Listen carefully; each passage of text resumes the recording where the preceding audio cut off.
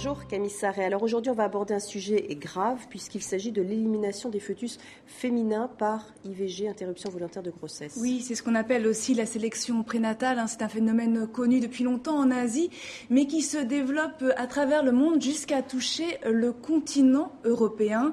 Deux zones sont concernées, les Balkans et le Sud-Caucase. Des chiffres surprenants ont été révélés par des démographes. En Azerbaïdjan, on est à 117 garçons pour 100 filles. En Arménie, on est à 116 garçons et en Albanie à 115 garçons. Des taux plus élevés que le ratio naturel puisque normalement, il y a à peu près 105 garçons qui naissent pour 100 filles. Il y a donc clairement dans ces pays une préférence pour la descendance mâle.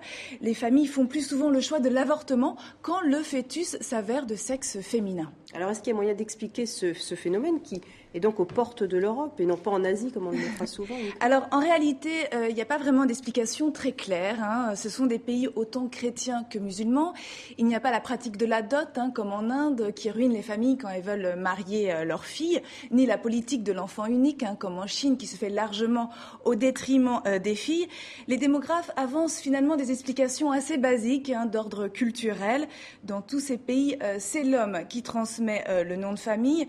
C'est aussi lui qui est la plus belle promesse d'enrichissement et d'ascension sociale, sans oublier des facteurs technologiques et politiques. L'arrivée d'abord des échographies, de plus en plus performantes, de moins en moins chères, et puis le développement des cliniques, depuis la privatisation du secteur de la santé dans ces pays qui sont d'anciens États communistes.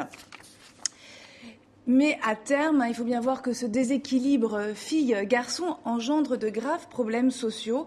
Hausse du célibat chez les hommes et notamment chez les plus pauvres, et puis afflux de femmes étrangères pour des mariages plus ou moins forcés ou bien pour nourrir la prostitution locale, des problèmes que l'on voit déjà en Chine où il manque 68 millions de filles.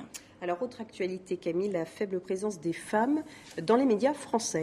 Oui, c'est un rapport remis cette semaine au ministère de la Cohésion sociale qui l'affirme. Alors, tout est détaillé sur le site terrienne de TV5 Monde, mais globalement, les femmes ne représentent que 18% des experts interrogés dans les médias, un taux encore plus faible si on se concentre sur la presse hebdomadaire.